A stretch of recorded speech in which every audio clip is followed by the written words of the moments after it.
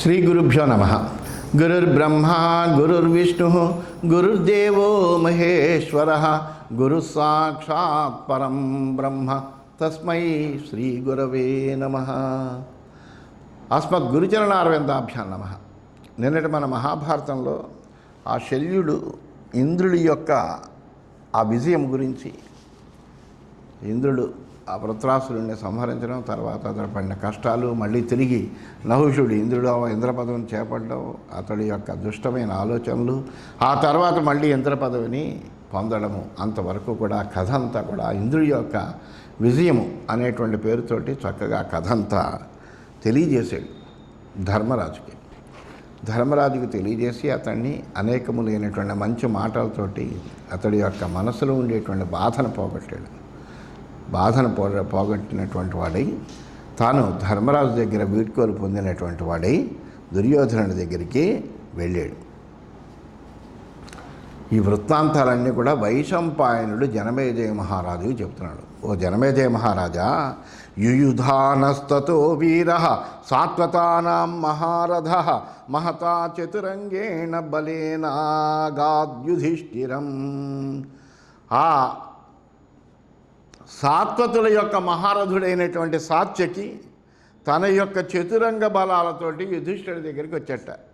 వచ్చి తస్య యోధాః మహావీర్యాః నానాదేశ సమాగతాః నానా ప్రహరణా వీరాః శోభయాం చక్రిరే బలం.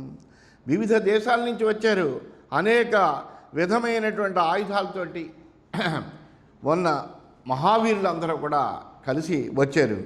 ఆ ధర్మరాజు ఆ వీళ్ళంతా కూడా ఈ సైన్యానికి, వాళ్ళు ఇందులో కలవడం వల్ల ధర్మరాజు యొక్క సైన్యానికి మంచి శోభను తీసుకొచ్చారట. ఎందుకంటే మహావీరులు అయినటువంటి వాళ్ళు అందరూ ఉన్నారు, అందులో చక్కగా వచ్చారు వాళ్ళు.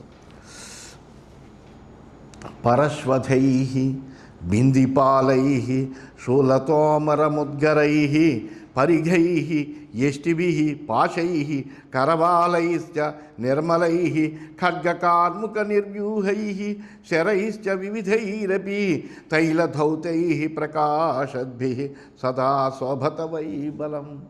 వాళ్ళు అనేక రకాలైనటువంటి ఆయుధాలు ధరించారు. వాళ్ళు ధరించినటువంటి ఆయుధాలన్నీ కూడా చెబుతున్నాడు. ఏమిటివి? గొడ్డళ్ళు, బిందిపాలాలు, శూలాలు, తోమరాలు, ముద్గరాలు, పరిఘలు, కర్రలు, పాశాలు, పదునైనటువంటి మంచి కత్తులు, ఖడ్గాలు, ధనుస్సులు, ఇటువంటి వీటన్నిటితోటి కూడా చక్కగా దానికి మళ్ళీ ఏం చేశారు? ఈ ఆయుధాలన్నిటికీ కూడా చక్కగా నూనె రాసి మంచిగా అవి ప్రకాశవంతంగా మెరిసిపోయేటట్టుగా తయారు చేశారు.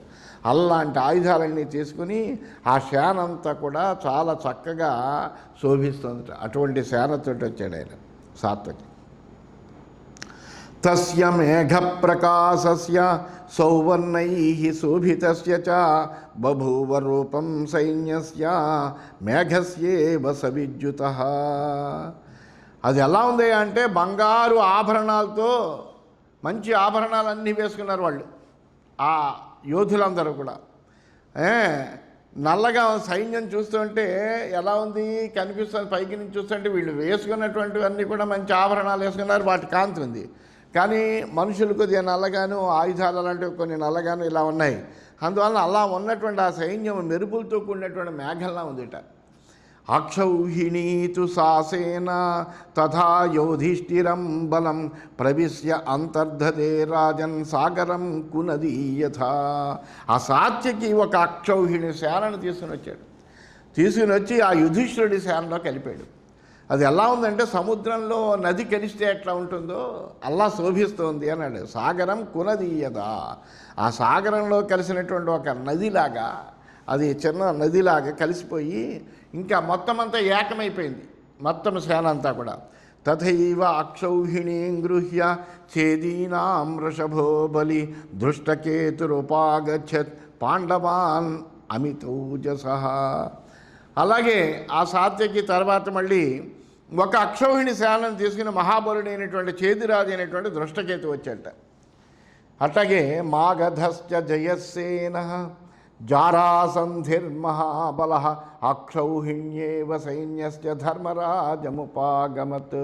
ఆ జరాసంధుని కొడుకు మహాబలుడు మగధరాజు అయినటువంటి జయసేనుడు కూడా ఒక అక్షౌహిణి సేనతో వచ్చి ధర్మరాజుని చేరేట.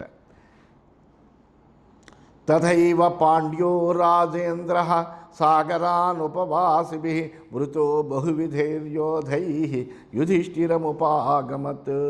అదేవిధంగా ఆ సముద్ర ద్వీపాల్లో ఉండేటువంటి వాళ్ళ యోధులందరితో కలిసి, అనేక రకాలైనటువంటి యోధులతో కలిసి పాండ్యరాజు కూడా యుధిష్ఠిరుడి దగ్గరికి వచ్చాట. తస్య సైన్యమతీవాసీ తస్మిన్ బల సమాగమే ప్రేక్షణీయతరం రాజన్ సువేషం బలభత్తదా. ఆయన ద్వీపాల్లో ఉండేటువంటి సైనికులందరినీ కూడా కలుపుకునేప్పటికీ అతని యొక్క సైన్యం ఎలా ఉంది, ఆ పాండ్యరాజు సేన అంటే చాలా పెద్దదిగా ఉందిట. ఆ సేన కూడా కలిసేటప్పటికీ ఈ పాండవ సేన ఎందుకంటే సాత్విక్ వచ్చాడు, అట్లాగే చేదిరాజు అయిన దృష్టకేతు వచ్చాడు, జరాసంధుని కొడుకైనటువంటి జయసేనుడు వచ్చాడు, అట్లాగే పాండ్యరాజు వచ్చాడు. వీళ్ళందరూ వచ్చి వాళ్ళ సేనలను అందులో కలిపేటప్పటికీ ఆ పాండవ సేన మంచి బలిష్టంగా చక్కటి వేషాలన్నీ ధరించి అలా ఉన్నారేమో, మంచి చూడడానికి ముచ్చటగా ఉందిట. ద్రుపదస్యాప్యభూత్సేన నానాదేశ సమాగతై శోభితా పురుషై శూరై పుత్రైశ్చాస్య మహారథై. అలాగే ఇంకా ద్రుపదుడి సేన, ఇంకా ఆయన కొడుకులు, అట్లాగే ఆ వివిధ దేశాల నుంచి వచ్చినటువంటి పరాక్రమవంతులైనటువంటి శూరులు వీరులు వాళ్ళందరితోటి కలిసి ఆ ద్రుపదుడి యొక్క సేన కూడా చాలా శోభాయమానంగా ఉందట. తథైవ రాజామస్యానాం విరాటో వాహినీపతి పార్వతీయైర్మహీపాలై సహిత పాండవాన్ యాత్. ఇంక చెప్పక్కర్లే, మత్స్యరాజు అయినటువంటి విరాటుడు కూడా పర్వతరాజులందరితో కలిసి పాండవుల్ని చేరాడు తన యొక్క సేనతో కూడా. ఇతశ్చేతశ్చ పాండూనాం సమాజగ్ముర్మహాత్మనాం అక్షౌహిణ్యస్తు సప్తైతాః వివిధధ్వజ సంకులాః యుయుత్సమానాః కురుభిః పాండవాన్ సమహర్ష్యన్. ఇలా మొత్తం అన్ని సేనలు కూడా అందులో కలిస్తే మొత్తం 7 అక్షౌహిణుల సేనలు అయ్యేట పాండవులు.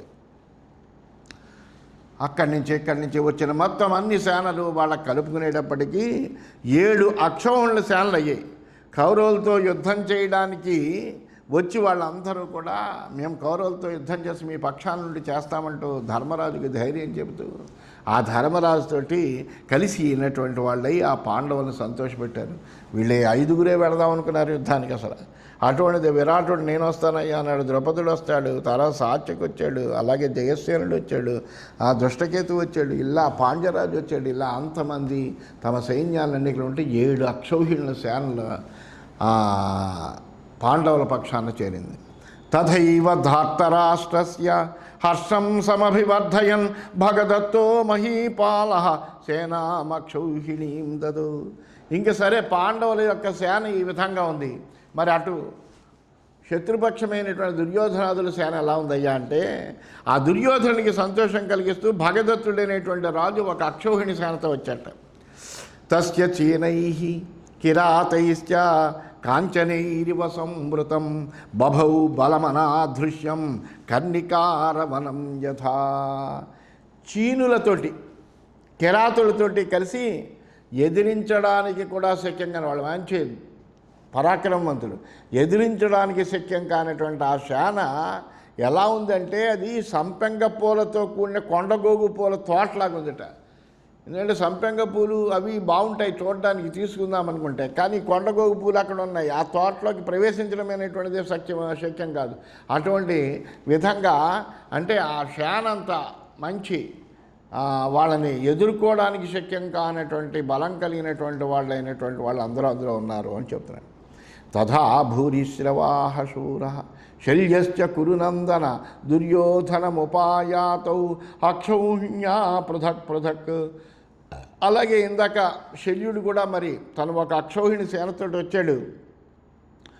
న్యాయంగా ధర్మరాజు దగ్గరికి వెడదామనుకునే వచ్చాడు ఆయన. కానీ మధ్యలో కపటంగా దుర్యోధనుడు బ్రహ్మాండమైనటువంటి ఆతిథ్యం ఆయనకి దారి మధ్యలోనే ఏర్పాటు చేసి ఆ శల్యుడిని దారి మళ్లించాడు. అందువలన ఆ విధంగా శల్యుడు కూడా ఒక అక్షౌహిణి సేనతోటి ఆ దుర్యోధనుడిని చేరాడు. అట్లాగే భూరిశ్రవుడు కూడా చేరాడు. ఇలా కృతవర్మాచ హార్దిక్య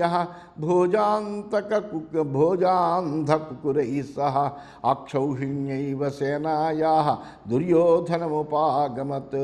అలాగే భోజులు, అంధకులు, కుకురులతో కలిసి కృతవర్మ ఒక అక్షౌహిణి సేనతో దుర్యోధనుడిలో చేరట. తస్యతై పురుషవ్యాఘ్రై వనమాలాధరైర్బలం అశోభత యథామత్తై వనం ప్రక్రీడితైర్గజై. వీళ్ళందరూ కూడా మంచి వనమాలలు ధరించినటువంటి పురుష సింహాలతో కూడినటువంటి సైన్యం అది. అది ఎలా ఉందంటే మదపుటేనుగులతో మంచి మదించినటువంటి ఏనుగులు విహరించేటువంటి అడవి ఎలా అయితే ఉంటుందో, మత్తెక్కి మదంతో విహరించే ఏనుగులతో కూడినటువంటి అడవి ఎలా ఉంటుందో అలాగే అడవిలా ప్రకాశించిందంట ఆ సేన అంతా కూడా. జయద్రథముఖాశ్చాన్యే సింధు సౌవీరవాసిన ఆజగ్ముః పృథివీపాలా కంపయంత ఇవాచలాన్ తేషాం అక్షౌహిణీ శానా బహుళా విభవౌ తథా. ఆ తర్వాత సింధు సౌవీర దేశస్థులైనటువంటి జయద్రథుడు మొదలైనటువంటి రాజులు కూడా బ్రహ్మాండమైనటువంటి వాళ్ళ కొండలను కూడా పిండి చేయగలరట. అటువంటి యోధులు ఉన్నారు వాళ్ళకి. అటువంటి వాళ్ళతో కలిసి ఒక అక్షౌహిణి సేనతో వాళ్ళు వచ్చారట. ఆ సేన కూడా చాలా ప్రకాశమానంగా ఉంది. విధూయమానో వాతేన బహురూపయవాంబర సుదక్షిణశ్చ కాంబోజ యమనైశ్చ శకైస్తథా ఉపాజగామ కౌరవ్యాం అక్షౌహిణ్యా విశాంపతే. అలాగే కాంబోజరాజు అయినటువంటి సుదక్షిణుడు యవనులతోటి శకునులతోటి కలిసి ఒక అక్షౌహిణి సైన్యంతో దుర్యోధనుడితో వచ్చాడు. వాళ్ళందరూ కూడా అసలు ఎలా ఉంటారంటే గాలికి చెల్లా చెదిరే అనేక రూపాలు దాల్చేటువంటి మేఘంలాగా అటు ఇటు ఇలా కదపడి రకరకాలైనటువంటి రూపాలు పొందుతున్నటువంటి మేఘంలా అటువంటి కాంబోజరాజు అయిన సుదక్షిణుడు ఈ యవనుల్ని శకుల్ని వీళ్ళందరినీ కలుపుకుని ఒక అక్షౌహిణి సైన్యంతో దుర్యోధనుడు చేరట. తస్య సేనా సమావాయ శలభానామివాబభౌ సచ సంప్రాప్య కౌరవ్యం తత్రైవాంతర్దధే యథా. ఆ సేనా సముదాయం ఎలా ఉందంటే మిడతల దండులా ఉందిట అది. ఆ సేన వచ్చి దుర్యోధనుడి సేనలో పూర్తిగా కలిసిపోయిందిట. అలా ఉన్నారు వాళ్ళు. తథా మాహిష్మతి వాసి నీలో నీలాయుధై సహ మహీపాలో మహావీర్యై దక్షిణాపథవాసిభి. అలాగే మాహిష్మతిపుర రాజు ఉన్నాడు నీలుడని. ఆ నీలుడు ఏం చేశాడంటే తను మంచి వాళ్ళందరూ కూడా నీలాయుధాలన్నీ ధరిస్తారు. అటువంటి ఆయుధాలతో కూడినటువంటి దక్షిణ దేశస్తులు వాళ్ళు. అటువంటి దక్షిణ దేశస్తులతో కలిసి అతడు తన సేనతో వచ్చాడు. అవంత్యౌ చ మహీపాలౌ మహాబలసు సంవృతౌ పృథగక్షౌహిణీభ్యాం తౌ అభియాతౌ సుయోధనం. అలాగే విందానువందులు అవంతిరాజులు ఉన్నారు ఇద్దరు. వాళ్ళు మంచి బ్రహ్మాండమైనటువంటి మహాబలంతో కూడినటువంటి వాళ్ళు. ఒక్కొక్కరికి ఒక్కొక్క అక్షౌహిణి సేన ఉందిట. వాళ్ళు ఆ విధంగా ఇద్దరు ఒక్కొక్క అక్షౌహిణి సేనతో కలిసి ఆ సుయోధనుడిని చేరారు. ఇంత క్రితమే వచ్చారు వాళ్ళు. కేకయాశ్చ నరవ్యాఘ్రా సోదర్యా పంచపార్థివా సంవర్షయంత కౌరవ్యం అక్షౌహిణ్యా సమాద్రవన్. అలాగే మంచి పరాక్రమవంతులైనటువంటి 5 కేకయ రాజులు ఉన్నారు. ఆ కేకయ రాజులు 5 కూడా దుర్యోధనుడికి ఆనందం కలిగించడం కోసం వాళ్ళందరూ కూడా ఒక అక్షౌహిణి సేనతోటి ఆ దుర్యోధనుడికి బాసటగా నిలబడడానికి వచ్చారు. తతశ్చ సర్వేషాం భూమిపానాం మహాత్మనాం తిస్రో అన్యాః సమవర్తంత వాహిన్యో భరతర్షభ.